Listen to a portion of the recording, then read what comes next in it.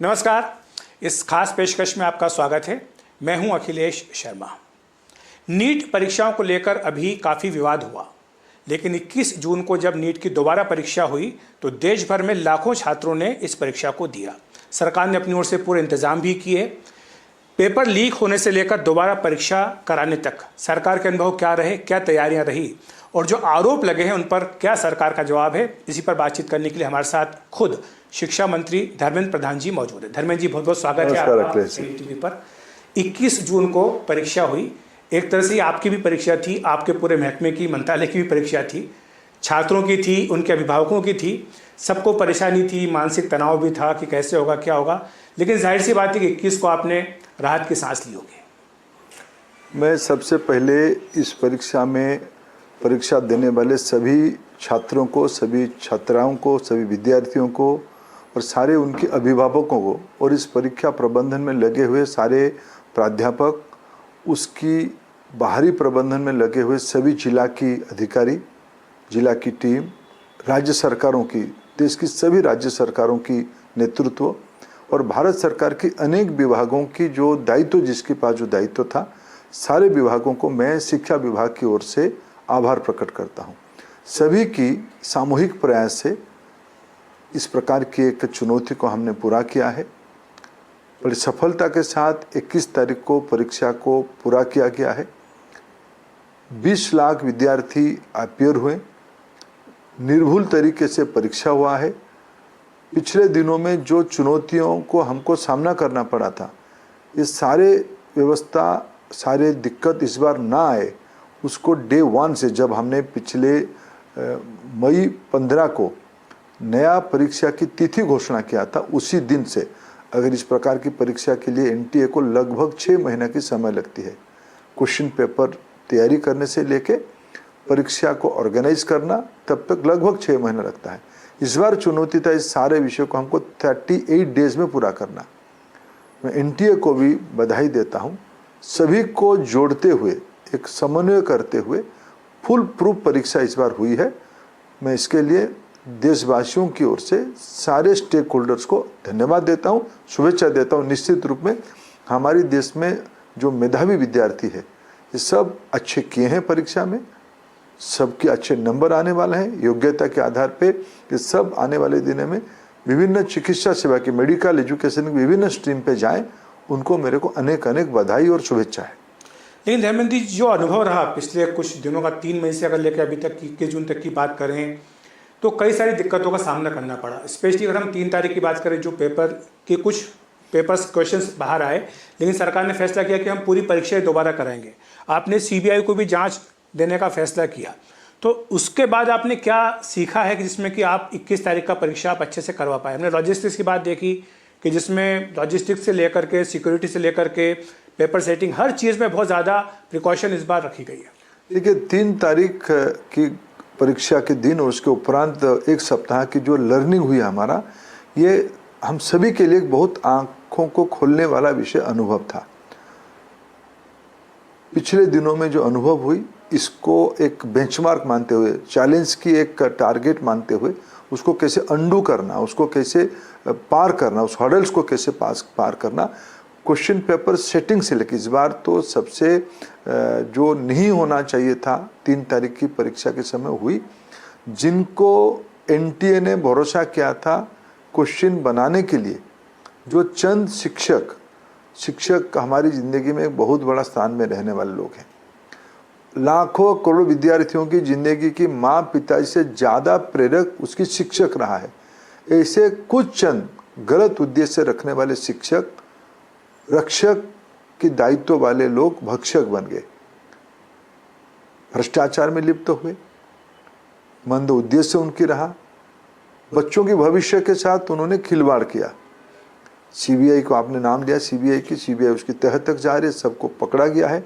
उसको कैसे last mile तक, उसको कहाँ कौन कौन जुड़े थे, सब सीबीआई उसके काम पे लगा है। उसकी इंक्वायरी सीबीआई ठीक समय में कर लेगा, उसके ऊपर कार्रवाई भी होगी। ये हमारी सबसे बड़ी चुनौती थी इस बार। इसलिए डे 1 से हम लोगों ने 15 तारीख को जब हमने अनाउंसमेंट किया परीक्षा की, जब 38 दिन हमारे हाथ में थे, पहला चुनौती था कि निर्भुल तरीके से प्रश्न पत्र बने। प्रश्न पत्र के लिए हमने कई आयाम आरंभ किया। अच्छे अच्छे शिक्षकों को केंद्रीय विद्यालय, नवोदय विद्यालय, IITs, NITs, इस प्रकार की संस्थाओं की चुनिंदे गुणात्मक और छात्र प्रो स्टूडेंट टीचर्स को इकट्ठा करके हम लोगों ने प्रश्न पत्र बनाए। प्रश्न पत्र की बास्केट को बड़ा किया गया, जिसे पता ना चले ट्रांसलेशन होते हुए कौन सी प्रश्न जाएगा, ये NTA की लीडरशिप के हाथ में रहा। एक पारदर्शी तरीके से मैं एक बार खुद जहाँ प्रश्न पत्र बन रहा था उसको एक बार मैं परिदर्शन करने के लिए गया। मेरे को भी जो उस प्रकार की सिक्योरिटी अरेंजमेंट्स में जाना पड़ा, मेरा विश्वास हुआ कि इस बार तो निर्भुल तरीके से प्रश्न पत्र बनाया जा रहा है। NTA ने उसके बारे में विशेष ध्यान दिया था। CAPF की निगरानी में हुई। सारे टेलीफोन्स इंटरनेट से बाहर रख के जो टीचर्स, मैं टीचरों को भी बहुत धन्यवाद देता हूँ, उन्होंने उस प्रकार की डिसिप्लिन को स्वीकार किया। वो सब आइसोलेशन में रहे, प्रश्न पत्र बनाए। जैसे कि बजट हमारा बनता है जैसे वैसी गोपनीयता इस बार रखी गई प्रश्न पत्र के लिए। इस बार हम उस प्रकार की उच्च स्तर की विश्वसनीयता, गोपनीयता हमने बरता था।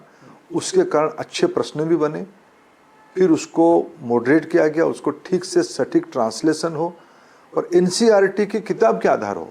कभी कभी इस प्रकार की भी विसंगति देखने को पड़ता है। ये सारे छोटे छोटे चीज़ों को अच्छे क्वेश्चन बनने के बाद भी कुछ क्वेश्चंस के उत्तर बहुआयामी हो जाता है, ये भी सही वो भी सही, इसलिए विद्यार्थी दुविधा में रहता है। क्वेश्चन को बाद तक उत्तर ड्रॉप करना पड़ता है। इस बार ऐसे ना हो, इस सारे को इस प्रकार के एकेडमिक चैलेंज रहता है, इससे सब ना हो उसको भी ध्यान दिया गया है। इसकी जो कमांड चेन होती थी, प्रश्न पत्र बनने के बाद फिर छपने के लिए जाता था, फिर वो ट्रांसपोर्टेशन में जाके पोस्टल डिपार्टमेंट के माध्यम से वो नीचे जिले में जाता था, फिर बैंकों में जाता था, फिर परीक्षा के दिन सेंटर्स में जाता था, सेंटर से फिर लौट के NTA के हेडक्वार्टर तक आता है। ये पूरा कमांड चेन में जीरो लीकेज हो, वाटर टाइट हो, इसकी सारे व्यवस्था किया गया। कंट्रोल रूम बना करके मॉनिटरिंग भी की जा रही है। कई मल्टीलेयर मॉनिटरिंग हुई, राज्यों की मदद लिया गया, CAPF की मदद लिया गया। इस बार जैसे भी चुनौती था कि भाई जून महीने में बारिश भी आ जाएगा, इसको ध्यान में रखते नॉर्मल रूट में ना भेजते हुए हम लोगों ने एयरफोर्स की मदद लिया। एयरफोर्स ने भी भरपूर मदद किया। एयरफोर्स के माध्यम से हमने उनको देश के अनेकों सुदूर स्थान तक एकदम व्यवस्थित पहुंचा पाए।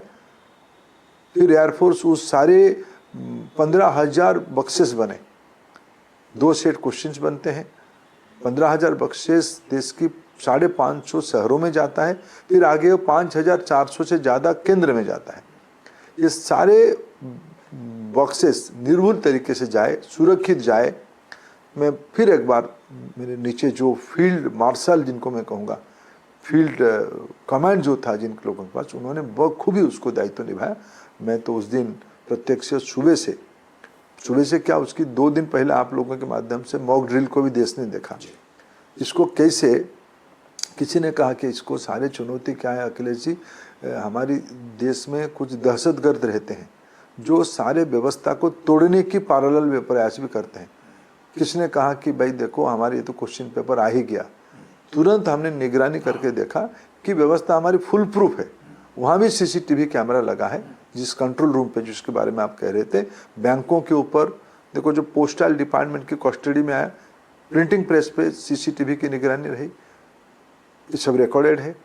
पोस्टल डिपार्टमेंट की कस्टडी में जब आया, उसकी सारे ट्रांसपोर्टेशन पोस्टल डिपार्टमेंट और एयरफोर्स की निगरानी में हुई। जिले में जब आया, जिला प्रशासन की कोई जिम्मेवार अधिकारी उसकी मजिस्ट्रियल कैपेसिटी के अंदर उसको लीड करके लेके गया। बैंकों के अंदर CCTV रही, परीक्षा केंद्र में CCTV रही, सब जगह पे सर्विलांस की तंदुरुस्त व्यवस्था किया गया है। इसके कारण इस बार अनेक, देखो दहशतगर्द उसको तोड़ने की कई बार इस बार भी प्रयास किया, लेकिन सारे कोशिश नाकाम रहा। चीज़ों को सुचारू रूप में संचालित कर लिया गया। तो आपने जो कहा कि पारदर्शिता बना कर रखने की कोशिश की गई, पवित्रता परीक्षा की वो बनाई रखी गई। अब जो 21 जून की परीक्षा के लिए सारी व्यवस्था की गई, आगे के लिए क्या हम अपेक्षा करें? क्योंकि कई सारा दबाव है, मांग भी देश भर में हो रही है कि परीक्षाओं की जो पवित्रता है वो सुनिश्चित की जाए, आगे से इस तरह की घटना ना हो कि पेपर लीक हो। पेपर लीक का आप जानते हैं कि एक लंबा इतिहास रहा है। यूपीए सरकार के वक्त भी पेपर लीक हुए हैं। आगे ना हो इसके लिए क्या कमेटी है, कमेटी ने अपनी सिफारिशें भी दी है, ये भी कहा कि कंप्यूटर बेस्ड टेस्ट होना चाहिए इसके लिए, तो नीट के लिए तो क्या आगे आप इसके लिए योजना बना रहे हैं? देखिए, भारत एक नौजवानों की देश है, भारत एक यंगस्टर्स की देश है। यहाँ नौजवानों की मेधावी अधिकार की, मेधावी क्षमता के आधार पे, उनकी मेरिटियस क्षमता के आधार पे उनकी एस्पिरेशन आसमान छू रही है। उस समय में परीक्षा हो या इंटरव्यू हो, ये जितना पारदर्शी हो, ये हमारी दायित्व बनता है। इसमें कोई शॉर्टकट नहीं, उसकी कोई ऑल्टरनेटिव नहीं है, ये हमारी दायित्व है। हम उसको कर ही रहे, उसको और कैसे निर्भुल कर, इसके निरंतर प्रयास भी कर रहे हैं। इस बार हमारी एनटीए के परव्यू में, एनटीए के दायित्व में लगभग 1 करोड़ विद्यार्थियों की एंट्रेंस टेस्ट की हम परीक्षा करते हैं। उच्च शिक्षा के लिए, कहीं इंजीनियरिंग के लिए, कहीं एग्रीकल्चर कोर्सेज के लिए, कहीं लॉ कोर्सेज के लिए, कहीं यूजीसी नेट के लिए, ऐसे परीक्षा करते हैं। नीट भी करते हैं। स्वास्थ्य विभाग की परीक्षा है, ये हमारी दायित्व उन्होंने हमको दिया है। हमारे इसके क्लाइंट, हम स्वास्थ्य विभाग हमारा क्लाइंट है। उन्होंने एक पद्धति अपनाया था, ये पेन एंड पेपर हो। अभी लगभग एनटीए के अंदर सभी परीक्षा कंप्यूटर बेस्ड टेस्ट हो चुका है, सीबीटी हो चुका है। उसकी भी एक चुनौती है उसकी भी एक अलग चुनौती है।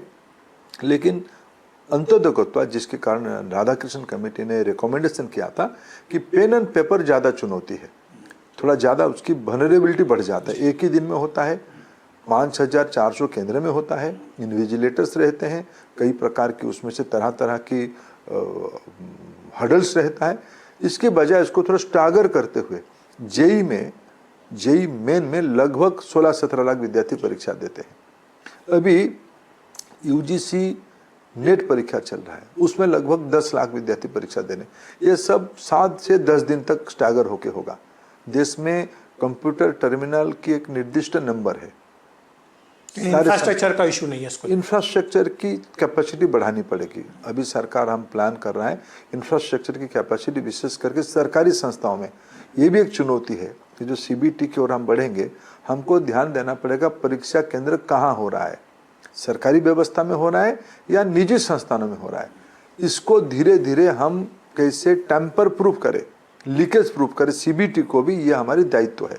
ये सरकारी संस्थानों में होगी, सरकारी व्यवस्था में होगी, तो उसकी उत्तरदायित्व ज़्यादा बनेगी। अगले बार हम नीट जब करेंगे, हमने स्वास्थ्य विभाग से चर्चा किया है, वो भी उसमें से इन प्रिंसिपल सहमत हो चुके हैं। अगले साल इसको सीबीटी की ओर ले आया जाएगा। मैं अभी भी आपके माध्यम से देश के विद्यार्थियों को अपील करना चाहता हूँ, आपकी अगले साल जो नीट की तैयारी कर रहे हैं, इनको सीबीटी की ओर मन बनानी पड़ेगी। हम व्यवस्था घोषणा कर चुके हैं, हम तैयारी भी करना शुरू कर दिए हैं। केवल सीबीटी होने से नहीं होगा, उसकी मूल व्यवस्था, क्योंकि उसमें भी अनेक चुनौती रहेगा। क्योंकि आज बदलते हुए परिस्थिति में जो साइबर वॉल बन चुका है, वर्चुअल वॉल बन चुका है, इसकी भी चुनौती अनेक है। इस बार आपने देखा होगा कि हमारे देश में जब हमने सीबीएसई की रीवैल्यूएशन की पोर्टल खोला, उसमें हमला किया, 2 घंटे के अंदर 38 लाख इन्वेजन हुए, साइबर अटैक किया, साइबर अटैक हुआ। ये सब नई नई चुनौती समाज, आर्टिफिशियल इंटेलिजेंस से कई लोगों ने फर्जी एडमिट कार्ड बना लिए, क्वेश्चन पेपर्स बना लिए, सारे प्रकार की। देखो, जो दहशतगर्द है ना समाज में, जिनको देश की व्यवस्थाओं को तोड़ने के लिए जो लोगों के मन में एक षड्यंत्र रहता है, ये व्यवस्था को तोड़ के हमारे देश में अराजकता फैलाना चाहते हैं। ये सब उसकी तथ्य और प्रमाण हम आपके सामने रख रहे हैं। इसको भी ध्यान देना पड़ेगा। और हमारे देश की जो इंजीनियरिंग कैपेसिटी है, टेक्नोलॉजिकल कैपेसिटी पर्याप्त है, इसको एक नई रूप में देखने की आवश्यकता है। इसीलिए हमें उसकी व्यापक समाज में स्टेक होल्डर कंसल्टेंसी करनी पड़ेगी, अनेक एक्सपर्ट्स की। इस बीच में मैंने देखा बहुत सारे अच्छे सुझाव ओपेड के माध्यम से, ईमेल के माध्यम से और इन पर्सन अनेक एक्सपर्ट्स हमको जो मिले, हम भी चाहे इन प्रकार के लोगों को मिले। आखिर एक सामूहिक प्रयास से देश में एक नई परीक्षा प्रणाली को अपनाना पड़ेगा। इसमें अनेक अच्छे परामर्श आए हैं। राधाकृष्ण कमेटी ने एक प्राइमरी रिकमेंडेशन किया है। हम अपेक्षा रखेंगे राधाकृष्ण कमेटी से इसको और इस कंसल्टेंसी को थोड़ा और व्यापक करें। आमूल चूल परिवर्तन हम मान सकते हैं अगली बार से होगा। निश्चित रूप में हम इस बार से काम पे लग गए हैं, इसको आमूल चूल परिवर्तन करेंगे। देश की दायित्व है 21वीं सदी में हमारी बच्चों को सुरक्षित परीक्षा दिलवाना, ये हमारी दायित्व है। हम फिर से 3 मई पर आते हैं। धर्मेंद्र जी, आपने कहा कि रक्षक ही भक्षक बन गए। जो पेपर सेटर्स थे उनमें से कुछ लोगों ने क्वेश्चंस जो है वो लीक कर दिए, लेकिन एक दूसरा एंगल भी है, वो है कोचिंग सेंटर्स का। ऐसा माना गया है कि इसमें केवल उनको ही दोषी ठहराना ठीक नहीं, बल्कि कोचिंग माफिया, जो देश माफिया शब्द का इसलिए कर रहा हूँ यूज़ क्योंकि इस पर ही बहस चल रही है देश के अंदर, कि वो जिस तरह से उनकी क्रिमिनल एक्टिविटीज़ हो रही हैं, वो जिस तरह से क्रिमिनल एक्टिविटीज़ में इन्वॉल्व हैं, उस पर भी कहीं ना कहीं एक बड़ा प्रश्न चिन्ह खड़ा हो रहा है। उसके लिए सरकार क्या कर रही है? देखो, निश्चित रूप में आपने एक सही विषय को उठाया है। इस विषय को समाज खुल के एक बार चर्चा करनी चाहिए, सभी स्तर पर चर्चा होनी चाहिए। मैं आपको उदाहरण देना चाहूँगा, हमारे नवोदय विद्यालय के विद्यार्थी भी जेईई एडवांस को परीक्षा को पास करते हैं, नीट की परीक्षा को पास करते हैं। देश के कई राज्यों में इसके अनुभव है कि सामान्य घर के बच्चे बिना कोचिंग को भी जाते हुए इसको कर सकते हैं। हमें कई आयामों को ध्यान देना पड़ेगा। तो प्रश्न सरल हो, प्रश्न जो पढ़ाई करे। स्टेट बोर्ड इस बार जेईई में अनेक स्टेट बोर्ड के बच्चों को भी उपलब्धि हुई है। आपने जो कहा कि एनसीईआरटी के हिसाब से इस बार प्रश्न आपने रखे जून 21 में। देखो, एनसीईआरटी के जून 21 के लिए हमने एनसीईआरटी को फोकस किया। हमने जो परीक्षा क्वेश्चन सेटर रहे उनको कहा कि भाई एनसीईआरटी की किताब को राज्य भी मानता है, इसी के इर्द गिर्द रखो। हम उसको तो आने वाले दिनों में और व्यापक करना चाहते हैं। एससीईआरटी जिस राज्य की पाठ्य पुस्तक है और एनसीईआरटी दोनों को मिला के, क्योंकि बच्चों की तो अधिकार स्टेट बोर्ड की और सीबीएसई को सबके अधिकार है। हमारे देश के ग्रामीण विद्यार्थी, गरीब विद्यार्थी, पिछड़े इलाका का विद्यार्थी भी, उसकी मेधावी क्षमता सिर्फ कष्ट प्रश्न से नहीं होती है। प्रश्न को ही ध्यान देना पड़ेगा, क्वेश्चंस क्या बना है, उसकी पढ़ी हुई बातों पे उसके एप्टीट्यूड को टेस्ट किया जाए, उसके इंटेलेक्चुअल कैपेबिलिटी को टेस्ट किया जाए। इसलिए कष्ट क्वेश्चन की कोई उसकी समाधान नहीं है। हमें उसको व्यापकता के साथ क्वेश्चन सेटिंग से लेके आगे पढ़ाई की व्यवस्था को, हमारी दायित्व है, हम उसको हमारे इतने राज्य सरकार और भारत सरकार उसको ठीक करेंगे। ये मेरी जगह सामाजिक चर्चा हो। कुछ लोग जानबूझ के शिक्षा को एक डिरेल करने के लिए, जिस प्रकार की 3 मई की अनुभव हुआ, जिन दहशतगर्दों ने, वो जो भी कोई हो, वो कोचिंग सेंटर वाले हो या शिक्षा के माफिया हो, भारत सरकार, राज्य सरकार इसमें सहमत है, किसी की भी राज्य सरकार हो, किसी भी पार्टी का। लेकिन मेरा जो पिछले 1 महीने का अनुभव हुआ, मैंने सारे राज्य के मुख्यमंत्रियों जी से बात किया, सारे राज्यों की शिक्षा अधिकारियों के साथ बात किया, सारे राज्यों की जो साइबर सिक्योरिटी दिखने वाले अधिकारियों से बात किया। हम सब उसमें एकमत है कि दहशतगर्द को अपने घुटने पे लाना पड़ेगा, कितना भी वो ताकतवर हो उसको घुटने पे लाना पड़ेगा, नहीं तो हम देश की बच्चों के भविष्य को सुरक्षित नहीं कर पाएंगे। कोई हमको आरोप प्रत्यारोप कर सकता है, प्रजातंत्र है, किसी को आरोप करने में हमें कोई रोक नहीं करते हैं, लेकिन मूल प्रश्न एक सामाजिक भीतर खड़ा करना पड़ेगा। पढ़ाई पे हमारी गुणात्मक भूमिका बढ़ानी पड़ेगी, राज्यों को बढ़ानी पड़ेगी, केंद्र सरकार अपने दायित्व निभाएगी। उसके साथ साथ हम इतना पढ़ाई को सरल करें, प्रश्न पत्र को इतना आर्टिकुलेट करें, उसके लिए विद्यार्थियों को पढ़ाई पे, जो स्कूल की पढ़ाई पे वो पर्याप्त हो। आज आफ्टर ऑल सीबीएसई तो अपना परीक्षा करा ही रहा है ना, स्टेट बोर्ड तो अपना परीक्षा करा ही रहा है ना, अपना क्वालिटेटिव मेरिट लिस्ट। तो मैं कई सालों से इसका एक समीक्षा करता हूँ, तो जेईई या नीट की उत्तीर्ण परीक्षार्थी अपने अपने बोर्ड में कैसे करते हैं, लगभग एक ही प्रकार के अच्छे मेधावी विद्यार्थी। हम परीक्षा के नाम पे, एंट्रेंस के नाम पे उसके ऊपर बोझ ना बढ़ाए, ये हमारी दायित्व है, शिक्षाविदों की दायित्व है और व्यवस्थापकों की दायित्व है। जो कोचिंग की बात हमने की, तो सवाल इसलिए उठ रहा है कि 30 लाख, 40 लाख रुपए, 50 लाख रुपए कोई गरीब परिवार तो नहीं दे सकता क्वेश्चंस लेने के लिए। इसके पीछे तो संगठित कोई ना कोई एक गिरोह काम कर रहा है। कई विषय इस बार ध्यान में आई है। इस बार मैं आपको अखिलेश जी आश्वस्त करता हूँ, सीबीआई अपने काम बढ़िया कर रहा है। हम इस बार अंत तक पहुंच चुके हैं। सीबीआई की जितना जानकारी सीबीआई से मिल पा रहे वो फाइनल रिपोर्ट अपने कोर्ट के सामने रखेंगे चार्जशीट देते हुए। इनको ना केवल उनके ऊपर क्रिमिनल कार्रवाई होगी, इस जो लोग, जो शिक्षक और उनसे जुड़े हुए जो संस्थाएं, ये सब लोगों की एक उत्तरदायित्व शिक्षकों के माध्यम से एनटीए के साथ था, उनके ऊपर सिविल केसेस भी लगाया जाएगा। सीबीआई तो क्रिमिनल केस कर ही रहा है, हमने एनटीए को से अपेक्षा रखा है कि आप उसकी जो एग्रीमेंट उसके साथ था उसकी संपत्ति को जब्त कर लो।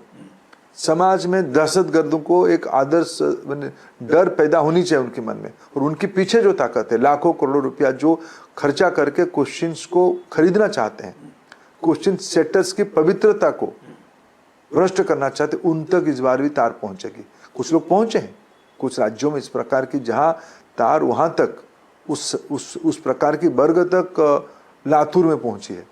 इसकी तार सीबीआई देश भर में ढूंढ रहा है। कुछ विषय इस बार परीक्षा के समय में और एक दो जगह पे ध्यान में आई है। मैं सभी लोगों को, मेरे को प्रशासन की और इंक्वायरी एजेंसियों की संज्ञान में सब है, किसी को इस बार बख्शा नहीं जाएगा।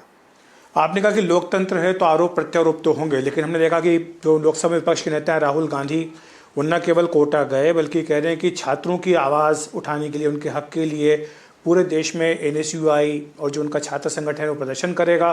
साथ साथ वो ये भी कह रहे हैं कि जो देश की शिक्षा प्रणाली है वो पूरी तरह से ध्वस्त हो चुकी है। देखिए, मैं राहुल गांधी जी का उस प्रकार की जो रवैया रहा है, मैं सच में बहुत दुखी हूँ कि देश की हमारा इतना बड़ा पुरानी प्रजातंत्र है। मैं मेरे सामाजिक जीवन में मैं राजनीतिक शास्त्र का एक मुख्य विद्यार्थी हूँ। मैं उसको जब मैं बचपन में कॉलेज में था तब उसको मैं अभ्यास करता था। मैं जब जनप्रतिनिधि बना, अब जब मैं एक भूमिका में हूँ, मैं अपना जिम्मेवारी निभाते हुए चीज़ों को ऑब्जर्व करता हूँ। देश में प्रजातंत्र में सत्ता और विपक्ष अपना अपना दायित्व निभाते हैं। सत्ता को आलोचना करना, सत्ता को प्रश्न उठाना, ये विपक्ष की दायित्व है, उसको हम स्वीकार भी करते हैं। उसमें से हम ठीक रहते हैं। केवल विपक्ष के नहीं, समाज की, मीडिया की, सोशल थॉट लीडर्स की, इन सब की जो पब्लिक इंटेलेक्चुअल, इन सब की परामर्श हमारे लिए पथ्य है। लेकिन सबकी एक मर्यादा है, सबकी एक दायित्व भी है। मर्यादा का आरोप लगाना आपका अधिकार है, आपकी दायित्व भी कुछ है। राहुल गांधी जी ने, मैं आपको दो घटना बताऊंगा जिस प्रकार की उन्होंने कांग्रेस पार्टी और राहुल गांधी विशेष करके जो सारे हद को तोड़े। 21 को परीक्षा होगा, राहुल गांधी 3 दिन पहले जाते हैं कोटा में दहशतगर्द खड़ा करने के लिए, मेलोडी करते हैं, बच्चों के मन में भय पैदा कराते हैं।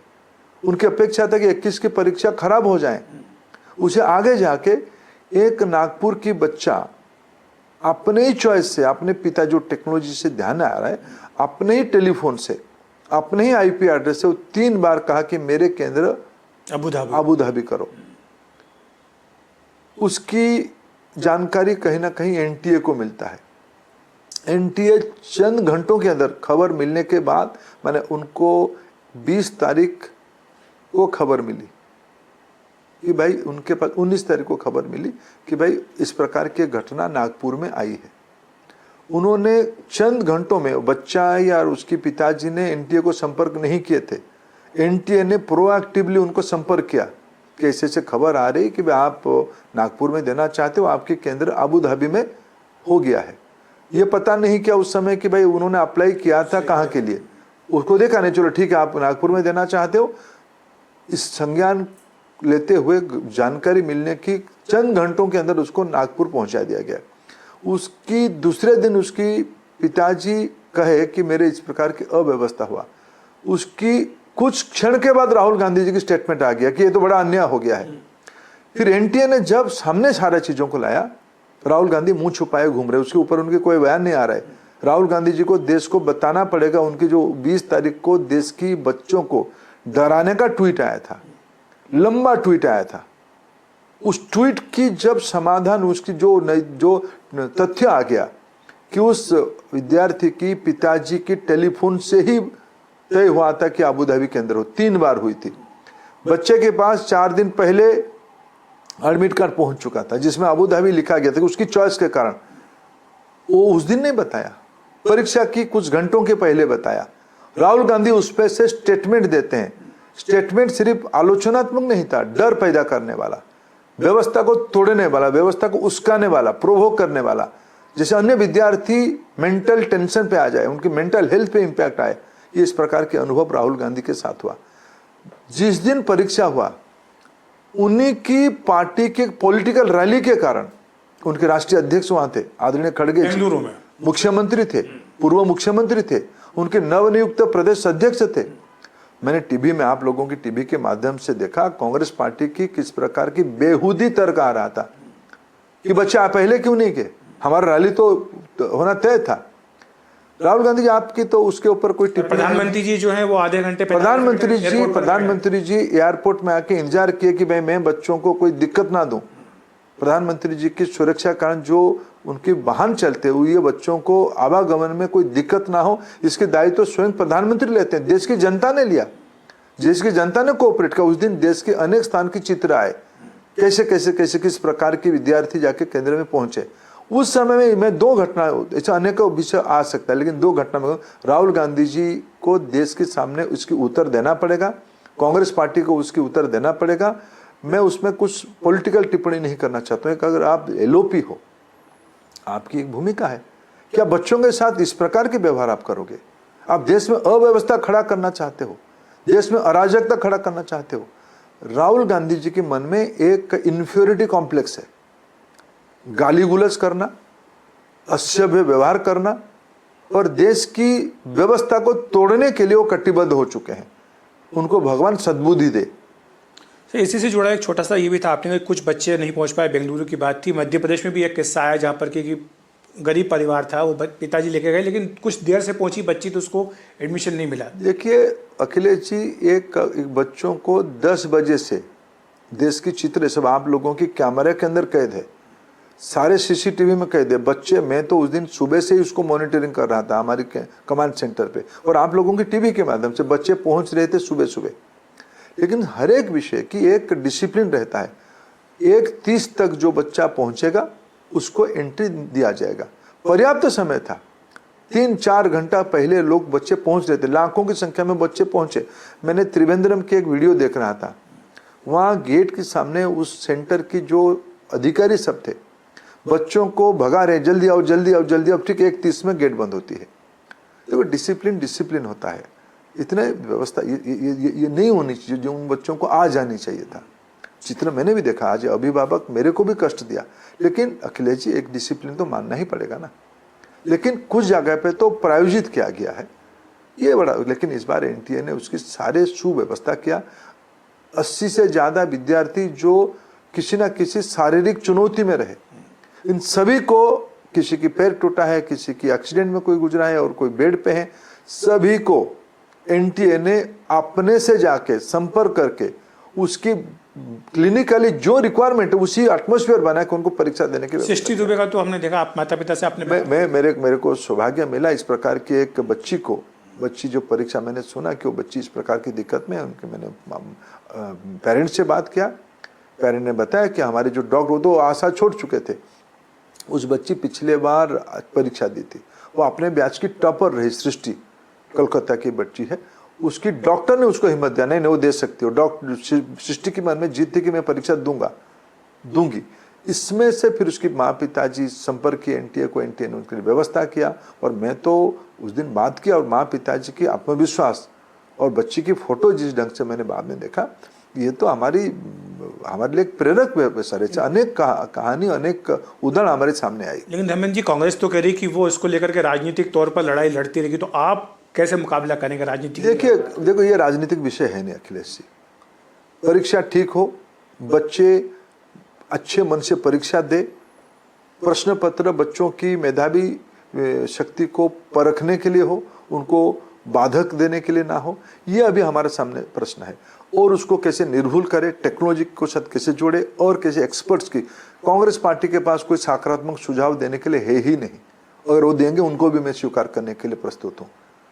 गाली गुलज असभ्यता मैं सह सकता हूँ, इन बच्चों के ऊपर मेंटल टॉर्चर करना, उनको डराना के अलावा उनके पास कोई सुझाव नहीं है। आपको लगता है कि बच्चों को राजनीति का हथियार बनाया गया? देखो बच्चे बने ही नहीं तो इतने बच्चे सब देश में सब उन्होंने करने का कोशिश किया। परीक्षा को मैं 1-2 जिम्मेवार कांग्रेस नेता की इंटरव्यू देख रहा था, वो कह रहे थे रुको 2-3 दिन, जब परीक्षा की असली चेहरा आएगा हम तब देखेंगे।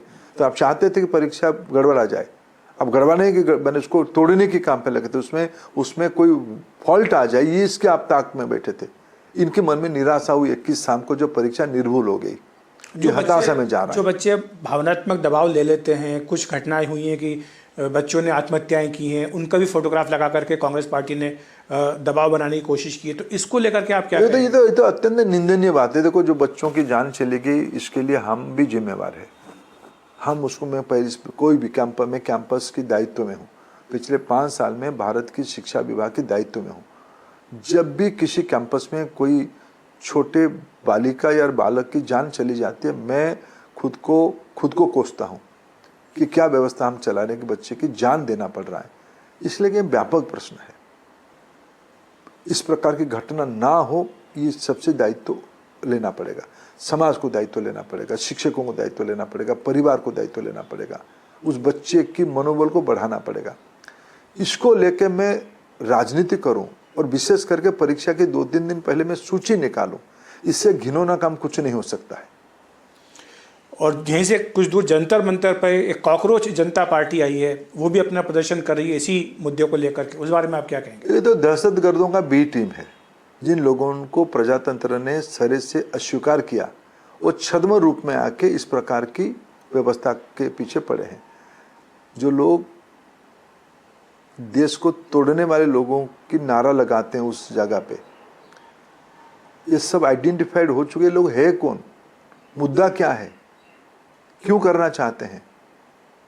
ये कुछ लोगों को देश की प्रगति में भरोसा ही नहीं है। आज देखिए, शिक्षा में इन दिनों में एनईपी इम्प्लीमेंटेशन हो रहा है, एक ढांचागत परिवर्तन की ओर हम जा रहे हैं, भारतीयता के आधार पर शिक्षा प्रणाली को बनाया जा रहा है। आज देश में लड़कियों का विशेष करके एजुकेशन में पार्टिसिपेशन बढ़ रहा है, और उसमें भी भारत में स्टेम एजुकेशन में लड़कियों की पार्टिसिपेशन दुनिया की चंद देशों के अंदर भारत 3 के अंदर आ चुका है। भारत में इनोवेशन इंडेक्स में भारत की स्थान ऊपर की ओर जा रहा है। अभी क्यूएस रैंकिंग की सूची आई है। 2014 तक देश में 10-11 इंस्टीट्यूशंस होते थे, आज 54 इंस्टीट्यूशन आ चुके हैं। आईआईटी दिल्ली जैसे इंस्टीट्यूशन काफ़ी 100 की अंदर आने की निकट आ चुका है। 1-2 सालों में वो 100 संस्थाओं में भारत की 4-5 संस्था आ जाएंगे। दिल्ली यूनिवर्सिटी पहली बार 322 रैंक में ग्लोबली आ चुका है। भारत में अभी माननीय प्रधानमंत्री जी ने भारत की होनहार नौजवानों की, इनोवेटर्स की चुनिंदे 120 डीप टेक्नोलॉजी को लेके फ्रांस गए थे। जब G7 में वो पार्टिसिपेट करने के लिए पेरिस पहुंचे, उसकी 2 दिन पहले उन्होंने समय निकाला भारत की नई पीढ़ी की डीप टेक्नोलॉजी को ग्लोबल मार्केट में शोकेसिंग करने के लिए। फ्रांस के राष्ट्रपति जी को साथ में रखते हुए दुनिया भर की CEOs को बुलाया गया, फंड्स को बुलाया गया, VC को बुलाया गया। एक नई प्लेटफॉर्म भारत इनोवेट के नाम पे प्रधानमंत्री जी ने लॉन्च किया। आज हमारी प्रायोरिटी भारत के नौजवानों के ऊपर भरोसा करके शिक्षा को गति देना। वैश्विक आवश्यकता क्या है, भारत की आवश्यकता क्या है, नौजवानों की मन की आकांक्षा क्या है, उनकी मन कैसे ठीक रहे, उनकी स्पष्टता कैसे बढ़े, क्रिटिकल थिंकिंग की आधार पे पढ़ाई हो, ये आज हमारी प्रायोरिटी है। बाकी जिनको कुछ लोग इस प्रकार की प्रगति में, जिनके हाथ में पीढ़ी दर पीढ़ी शासन रहा, जिस खानदान में, जिस पार्टी को लंबे समय तक देश को सेवा करने का अवसर मिला, उन्होंने सेवा तो की नहीं, जिन्होंने उपभोग की राजनीति की, उन लोगों के मन में एक कुंठा है कि अच्छा कैसे हो सकता है, देश आगे कैसे बढ़ सकता है। इसलिए देश को नीचा करने का, मेरे राजनीति बचे रहे, इसलिए देश को नीचा करने के काम पे वो लगे। कोई ए टीम कर रहा है, कोई बी टीम कर रहा है, प्रजातंत्र में इनको लोग पहचान रहे हैं। बहुत बहुत धन्यवाद आपका धर्मेंद्र जी हमारे साथ बातचीत करने के लिए। Thank you.